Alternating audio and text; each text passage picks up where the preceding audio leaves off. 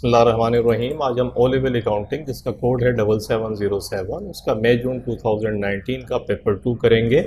और जैसा कि आपको पता है कि पेपर 2 का क्वेश्चन नंबर 1 से लेके क्वेश्चन नंबर 4 ऑलरेडी हम कर चुके हैं। कराचीज एकेडमी के यूट्यूब चैनल पर जाएं तो वहाँ आपको ये चारों क्वेश्चन हैं, इनका सलूशन जो है वीडियो फॉर्म में मिल जाएगा।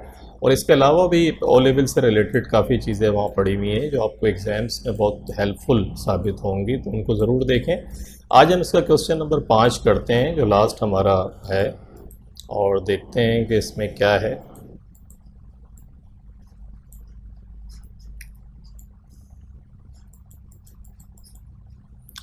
इसका ताल्लुक है Marshall and Naomi are in partnership. ये पार्टनरशिप का क्वेश्चन है कि ये दो पार्टनर हैं। The partnership agreement states that the profits and losses are shared.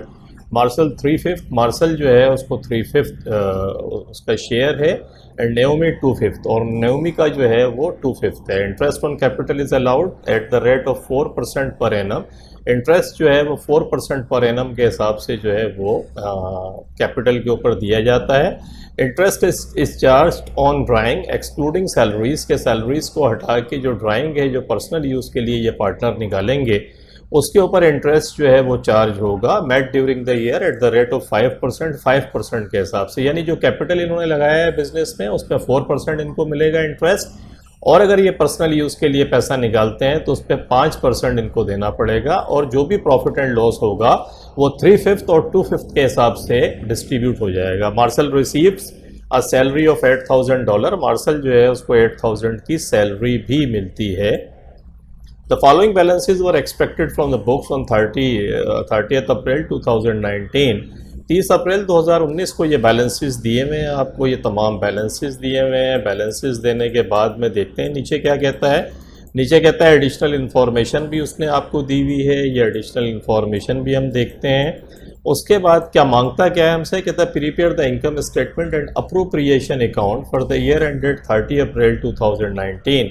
कि एक तो आपको इनकम स्टेटमेंट बनानी है, और पार्टनरशिप की जो भी प्रॉफिट आया है या लॉस आएगा इनकम स्टेटमेंट से उसको आप अप्रोप्रिएट कहते हैं। क्या कैसे करेंगे पार्टनर्स के अकाउंट में, इसको पार्टनरशिप अप्रोप्रिएशन अकाउंट भी कहते हैं। और उसके बाद इसने एक आपको फॉर्मेट भी दिया है income statement and appropriation account का, तो ये हमसे बनाने को कहता है। और उसके अलावा सेकंड पार्ट क्या कहता है, prepare the current accounts for the year ended 30 अप्रैल 2019। On the next page, balance the accounts and bring down the balance on 1st May 2019। कि जो करंट अकाउंट्स हैं उनके बारे में पूछता है कि उसका बैलेंस बनाए, अकाउंट बनाए और उसका बैलेंस करें। और कहता है prepare the statement of financial position, और स्टेटमेंट ऑफ फाइनेंशियल पोजीशन भी बनाने को आपसे कहता है। तो आई थिंक ये this is the last requirement. Yes, ये 3 चीज़ें उसने आपसे कही हैं। तो इसके अंदर देखिए है क्या कि सबसे पहले तो income statement and statement of financial position, ये कंसेप्ट आपका क्लियर होना चाहिए। और कंसेप्ट ये कैसे क्लियर होगा, आपको पता हो कि इनकम स्टेटमेंट के अंदर कौन सी चीज़ें जाती हैं।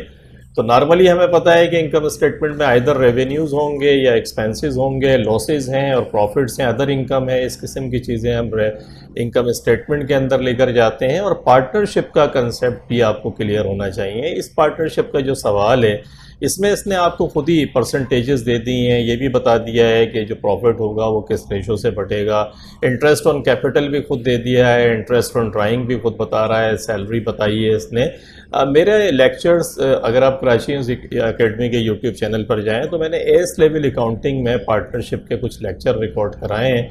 अगर आप उन लेक्चर्स को जाकर देख लें तो आपकी समझ में ये पार्टनरशिप का पूरा कंसेप्ट आपका आ जाएगा, and you will be able to attempt any question जो आपके ओ लेवल में आता है। तो आई वुड स्ट्रांगली रिकमेंड कि आप उस लेक्चर्स को जाकर एस लेवल में देखें। वो बेसिक से लेके कि अगर एग्रीमेंट्स ना हो पार्टनरशिप का तो क्या करेंगे, पार्टनरशिप के अंदर जो कैपिटल अकाउंट्स होते हैं अगर वो फिक्स नेचर के अंदर हैं तो करंट अकाउंट्स हम ईयरली बेसिस के ऊपर जो रेवेन्यू के अंदर मूवमेंट हो रही होती है और जो सैलरीज हैं, इंटरेस्ट है, इन सबको हम सेपरेटली डील करते हैं करंट अकाउंट के अंदर। और अगर करंट अकाउंट कोई कंपनी मेंटेन नहीं करती है तो ये तमाम एडजस्टमेंट हम कैपिटल अकाउंट के अंदर कहते हैं। तो जब भी सवाल में आपको करंट अकाउंट दे और कैपिटल अकाउंट भी दे तो आप समझ लें कि इसके अंदर पार्टनर्स सेपरेटली जो है करंट ईयर की मूवमेंट्स जितनी भी हैं वो इस अकाउंट के थ्रू दिखाते हैं, और वो सेपरेटली मैनेज हो रही होती है। और जो कैपिटल्स हैं वो फिक्स नेचर के अंदर हैं। अगर उसमें कोई कैपिटल नेचर की चीज़ आएगी, लाइक आप रिवैल्यूएशन करा लेते हैं, इस किस्म की चीज़ है, तो फिर कैपिटल अकाउंट के थ्रू हम लेकर जाते हैं।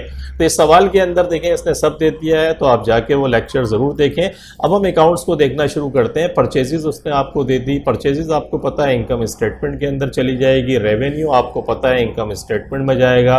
परचेजेज रिटर्न परचेजेज में से माइनस हो जाएगी इनकम स्टेटमेंट में। इन्वेंट्री, ओपनिंग इन्वेंट्री आपको दी हुई है income statement. Non current assets जितने भी दिए हुए हैं ये फिक्स एसेट्स हैं, आपको पता है स्टेटमेंट ऑफ फाइनेंशियल पोजीशन के अंदर चले जाएंगे।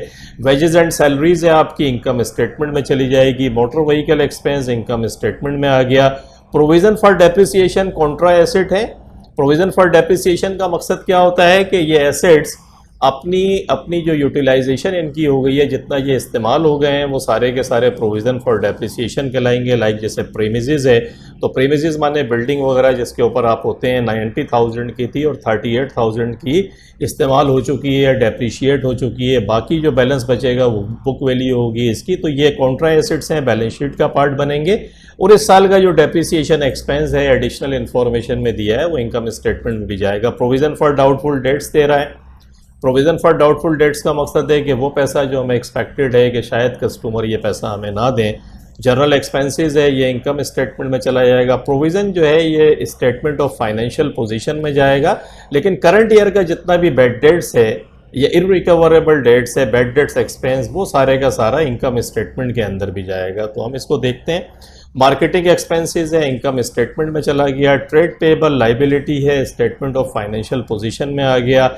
ट्रेड रिसीवेबल कस्टमर से पैसे लेने एसेट्स है, स्टेटमेंट ऑफ फाइनेंशियल पोजीशन में आ जाएगा। बैंक ओवरड्राफ्ट आपकी लाइबिलिटी है, बैंक से आपने ज़्यादा निकाल दिया, लाइबिलिटी भी स्टेटमेंट ऑफ फाइनेंशियल पोजीशन में। स्टेटमेंट ऑफ फाइनेंशियल पोजीशन क्या चीज़ होती है?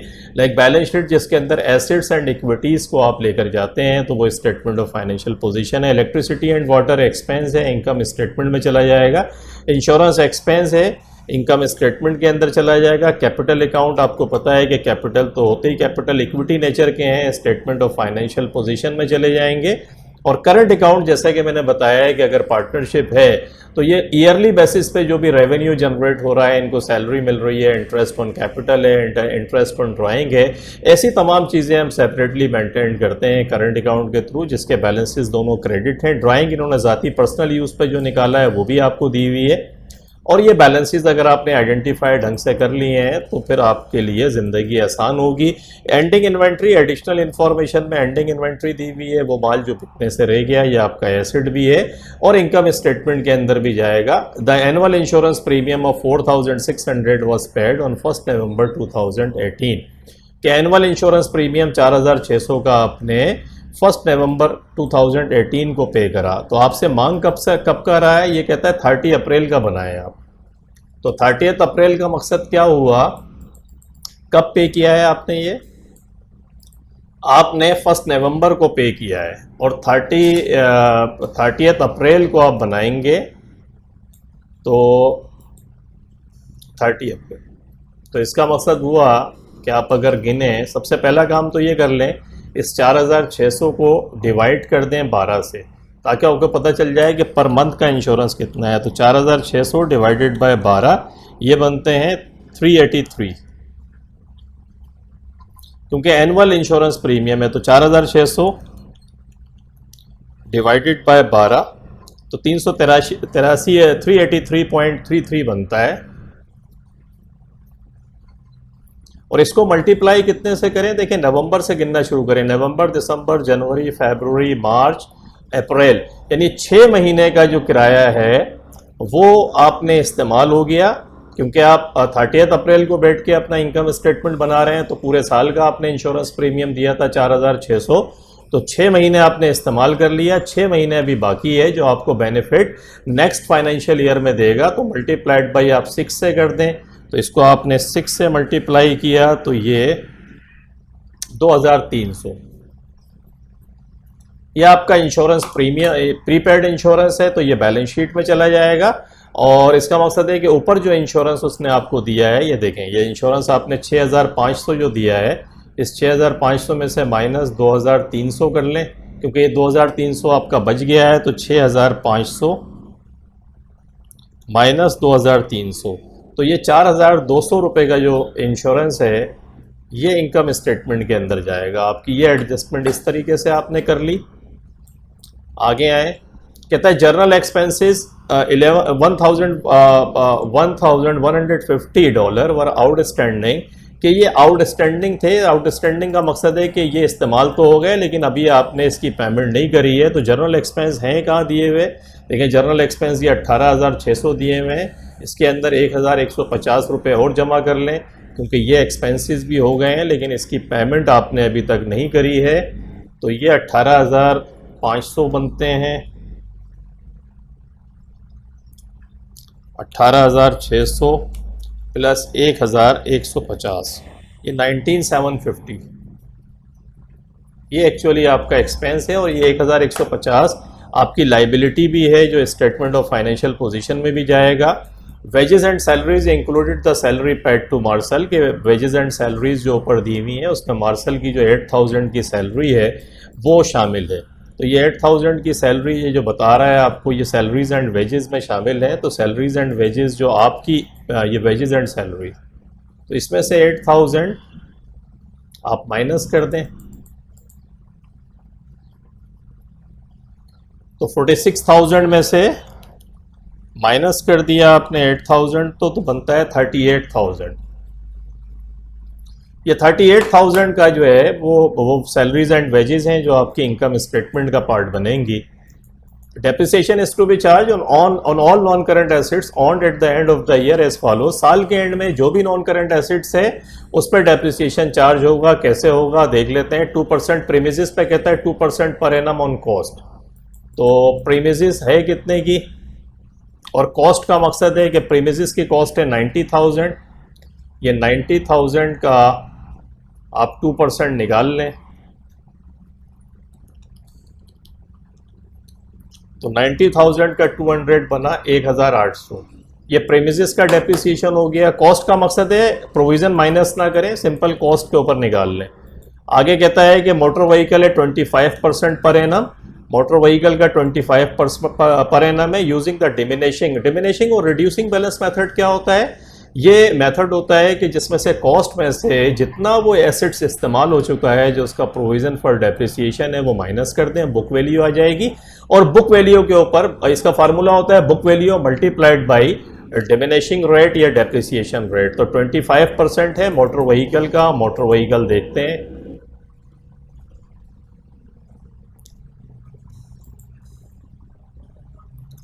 मोटर व्हीकल 80,000 की है। देखिए 80,000 है और ये डेप्रिशिएट कितनी हो चुकी है, 8,000 डेप्रिशिएट हो चुकी है। तो 80,000 में से 8,000 माइनस कर दें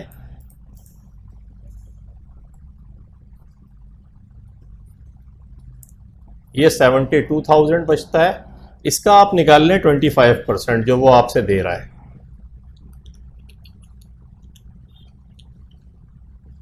तो ये 18,000 होते हैं। मोटर व्हीकल का डेप्रिसिएशन कितना आ गया, मोटर व्हीकल डेप्रिसिएशन 18,000 आ गया आपका। 25% per annum. Fixture and fitting पे कहता है 20% per annum using the straight line method. Straight line method क्या होता है, स्ट्रेट लाइन मेथड का फॉर्मूला है कॉस्ट, 20% का रेट इसने हमें दे दिया है।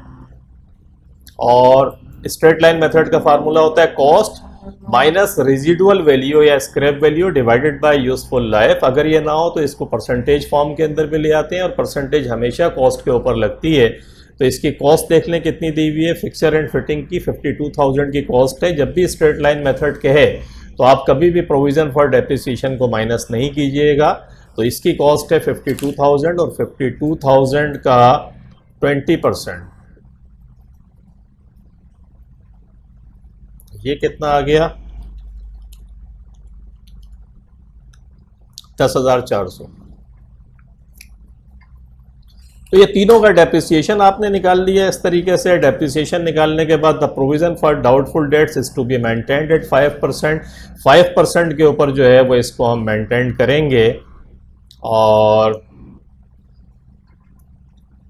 प्रोविजन फॉर ट्रेड रिसीवेबल है कितना, ठीक है, ट्रेड रिसीवेबल उसने आपको दिया है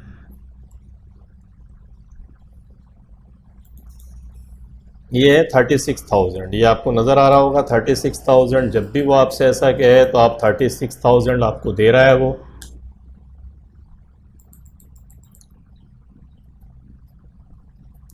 इसका 5% निकाल लें तो 36,000 का 5%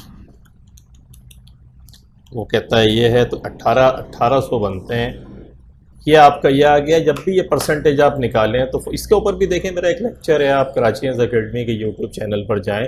इर्रिकवरेबल डेट्स के ऊपर मेरे 2-3 लेक्चर्स हैं, अगर आप वो देख लेंगे तो bad debts, irrecoverable debts, provision for debts, इसके ऊपर कभी आपको प्रॉब्लम नहीं होगी। बहुत कॉम्प्रिहेंसिव लेक्चर हैं। तो अभी ये 5% 1800 आपने निकाला।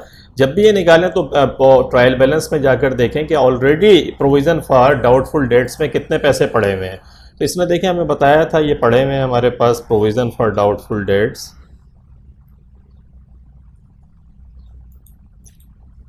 600। तो 600 हमारे पास पड़े हुए हैं ऑलरेडी। और हमें कितने चाहिए लेजर के अंदर? हमें लेजर में 1800 चाहिए, 600 पड़े हुए हैं। तो इसका मकसद है 1200 रुपये जो हैं वो इनकम स्टेटमेंट के अंदर इस साल का एक्सपेंस है। एंट्री क्या होगी? इनकम स्टेटमेंट को डेबिट कर देंगे, प्रोविज़न फॉर डाउटफुल डेट्स को क्रेडिट करेंगे। बैलेंस शीट में ये पूरी 1800 रुपये की फिगर आएगी और इनकम स्टेटमेंट में इस साल आपको $1200 होंगे। तो ये आपने एडजस्टमेंट भी देख ली कि क्या हो रही है। A check payment of 1,300 made to a credit supplier on 15th April had not been recorded in the book। Cheque payment हुई है 1,300 की क्रेडिट सप्लायर को, इसकी आपने रिकॉर्डिंग नहीं करी। रिकॉर्डिंग नहीं करी तो कर लें, अकाउंट्स पेएबल को डेबिट कर दें, बैंक को क्रेडिट कर दें। ये जो ऊपर आपको ट्रेड पेएबल और बैंक दे रहा है उसमें ये एडजस्टमेंट आ जाएगी 1,300 की।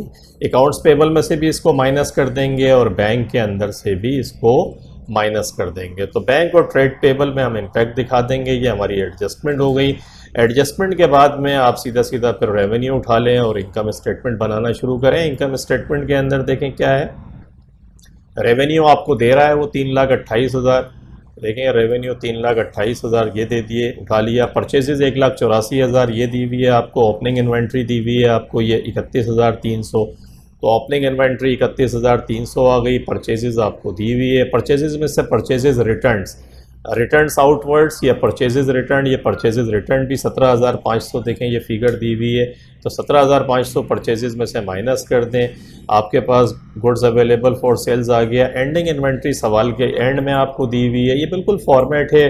एंडिंग इन्वेंट्री देखें ये 36,400 ये दी हुई है आपको। ये 36,400 आपने यहाँ से लिख दी। गुड्स अवेलेबल फॉर सेल्स में से इसको माइनस करा तो ये कॉस्ट ऑफ सेल्स आ गया। इसमें से कॉस्ट ऑफ सेल्स को माइनस करा तो ये ग्रॉस प्रॉफिट आ गया। ये बना बनाया फॉर्मेट है। रेवेन्यू आपको होगा, कॉस्ट ऑफ सेल्स निकालने का तरीका आपको पता है। ओपनिंग इन्वेंट्री में परचेजेस ओपनिंग इन्वेंट्री में परचेजेस प्लस करें, अगर कैरिज वगैरह कोई लगा है तो उसको भी प्लस कर लें, रिटर्न है तो माइनस कर दें, एंडिंग इन्वेंट्री माइनस करें, कॉस्ट ऑफ सेल्स आ जाएगी। उसके बाद ग्रॉस प्रॉफिट आ गया। एक्सपेंसेस को लेना शुरू कर दें। एक्सपेंसेस क्या क्या हैं? जर्नल एक्सपेंस देखें 18,600 जर्नल एक्सपेंस मैंने आपको बताया था कि 18,600 में 1,150 जमा हो जाएगा तो 19,000 ये देखें दिया हुआ 19,750। तो ये 19,750 देखें ये आ गया। और मार्केटिंग के एक्सपेंसेस जो हैं 22,000 आपको दिए हुए हैं। ये एज इट इज़ लिख दें, इसका तो कुछ नहीं है। ये मार्केटिंग एक्सपेंस की कोई एडजस्टमेंट नहीं है। तो ये ऐसे के ऐसे देखें 22,000 आ गए आपके पास।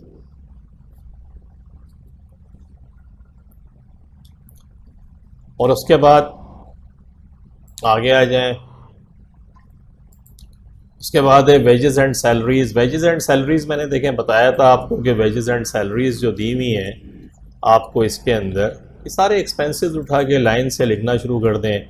आसान है ये वाला पार्ट। तो वेजेस एंड सैलरीज़ में से मैंने कहा था 8,000 माइनस कर दें। या भी हम बात करके आ रहे हैं जो मार्शल को सैलरी दी है, ताकि आपके पास ऑपरेटिंग एक्सपेंसेस सही सैलरी आ जाए। तो वो 38,000 है। देखें इसने भी वही करा है 38,000 ये यहाँ ले आया। मोटर व्हीकल एक्सपेंस जो है वो जैसे दिया हुआ है, जब कोई एडजस्टमेंट नहीं है तो वो एक्सपेंस एज इट इज़ उठा के लिख दें। ये 17,450 इसकी कोई एडजस्टमेंट नहीं थी। देखें ये हमने ऐसे ही लिख दिया उठा के। इलेक्ट्रिसिटी एंड वाटर की भी कोई एडजस्टमेंट नहीं थी हमारे पास।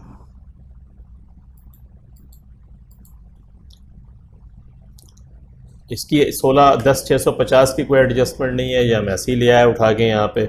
उसके बाद इंश्योरेंस है। इंश्योरेंस देखें, मैंने आपको कहा था कि इंश्योरेंस के अंदर मैंने आपको समझाया था कि इंश्योरेंस 6,500 का था, 2,300 मैंने कैलकुलेशन करके बताई, तो ये एक्सपेंस 4,200 है। देखें ये 4,200 आ गया। डेप्रिसिएशन मैंने आपको निकाल कर दिखाया है। प्रीमिसेस का 1,800 था, मोटर व्हीकल का 18,000 आपने निकाला और फर्नीचर एंड फिटिंग का 10,400। ये तीनों डेप्रिसिएशन निकाले हैं आपने। देखें ये 1,800 ये निकाला था आपने, तो ये 1,800 देखें ये आ गया प्रीमिसेस का, ये देख रहे हैं। 18,000 मोटर व्हीकल का मैंने आपको निकाल कर दिखाया है, नीचे 18,000 देखें ये 18,000 मैंने निकाला था डिमिनिशिंग बैलेंस मेथड से, ये 18,000 आ गया यहाँ पे।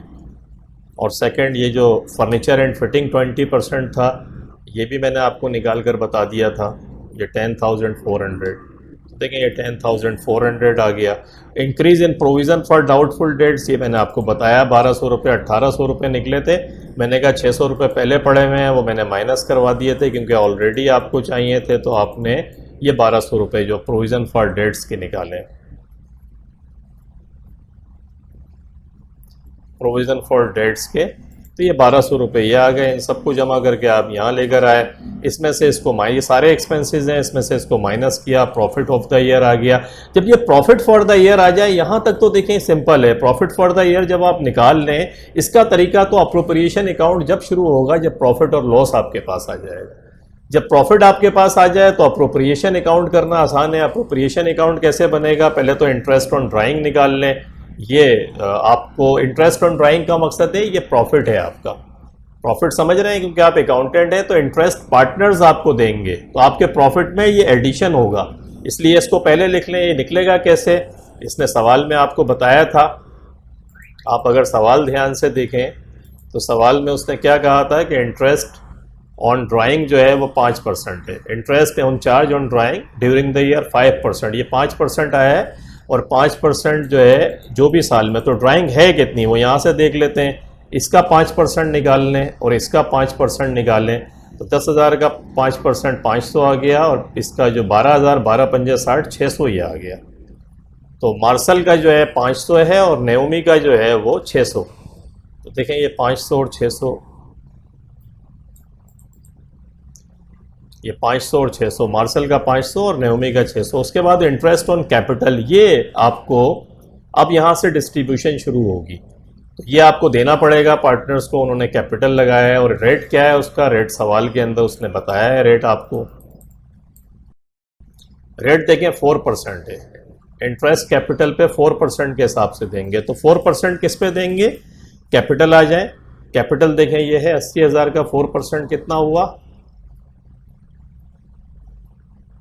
तो 80,000 का 4% निकाल लें, ये 3,200 होता है। और 60,000 का 4% निकाल लें, ये 2,400 होता है। तो एक का 2,400, दूसरे का 3,200। ये देखें 3,200 और 2,400, ये 5,600 आ गए। ये माइनस होंगे आपके पास से, और ये माइनस आने के बाद में एक सैलरी भी आपने मार्शल को सैलरी दी है 8,000 की, तो ये मार्शल की सैलरी आ गई।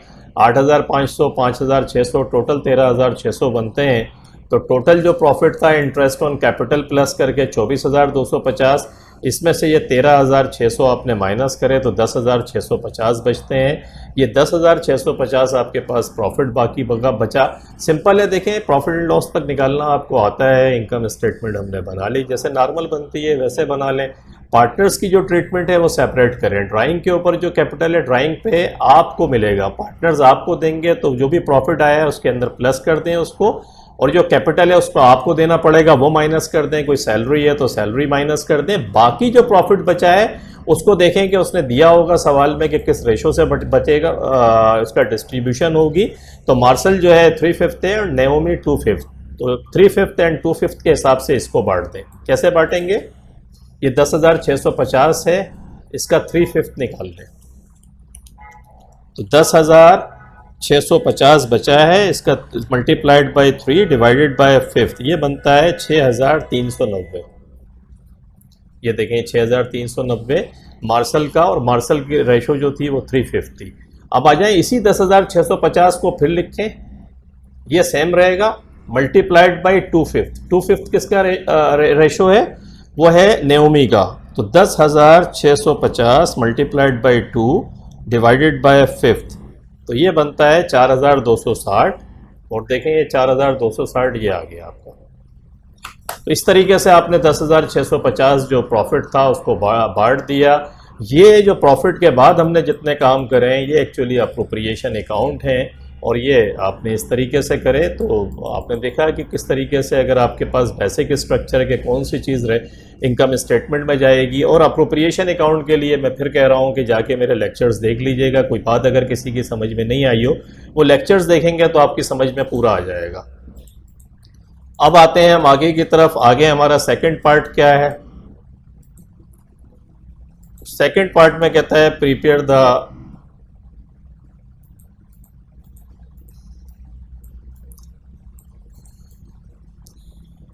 सेकंड पार्ट हमारा करंट अकाउंट से, और करंट अकाउंट हमें बनाना है। उसके बाद फिर स्टेटमेंट ऑफ फाइनेंशियल पोजीशन है। तो हम ये करते हैं क्योंकि थोड़ा सा ये कंसेप्ट काफ़ी बड़ा है, एक साथ आप पढ़ेंगे तो शायद कंसेप्ट्स आपको एब्जॉर्ब करने में प्रॉब्लम हो। तो मैं लेक्चर यहीं पर ड्रॉप कर देते हैं, ख़त्म करते हैं हम। इसके बाद जो बाकी के 2 चीज़ें हैं वो फिर अगले लेक्चर में रिकॉर्ड कराएंगे ताकि आपको टाइम भी मिल जाए और आप ढंग से समझ लें, क्योंकि बहुत सारी चीज़ें इसमें एडजस्टिंग एंट्रीज़ भी आपने देखी, इनकम स्टेटमेंट, अप्रोप्रिएशन अकाउंट। तो इसका जो पार्ट 2 है वो इंशाल्लाह फिर हम नेक्स्ट रिकॉर्ड कराते हैं और आपको जल्दी मिल जाएगा। तो टेक केयर, अपना बहुत ख्याल रखिएगा। मिलते हैं इंशाल्लाह इसके फिर पार्ट 2 के साथ। अल्लाह हाफिज़।